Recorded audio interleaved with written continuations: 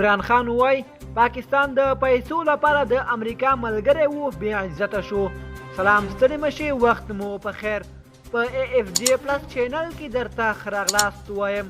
AFJ پلس چینل تل ستاسو په چوپړ کې، نو همدا اوس درسره چینل سبسکرایب کړئ.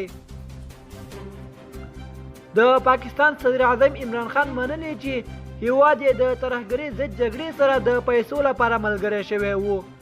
نوموړي دغه څرګندونې د خپل ګوند تحریک انصاف په غونډه کې کړي. هغه د پاکستان د هغه محل پر چارواکو نیوکه کړې چې بهرني سیاست د پیسو په محور کې رامنځته کړی وو.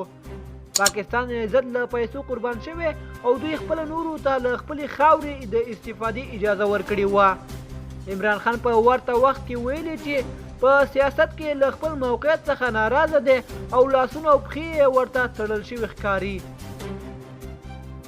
پاکستاني صدر اعظم دا خبره په داسې مهال کړې چې په وروستیو کې د پاکستان د اقتصادي وضعیت له خطرناک کېدو سره تر سختو فشارونو لاندې دی. هغه د دغو فشارونو په غبرګون کې خپل سیاسي مخالفان تورنوي چې همداسې کړکېچن او شړېدلي اقتصاد یې په میراث ورپرېښی. د یادونې وړ ده چې د امریکا متحده ایالاتو سره پاکستان د طالبانو د لومړۍ واکمنۍ په نسکورولو کې د پریمانه اقتصادي مرستو په بدل کې ملګری شوی وو. دوستانو زموږ د نن ورځې خبر تر همدې ځایه وو.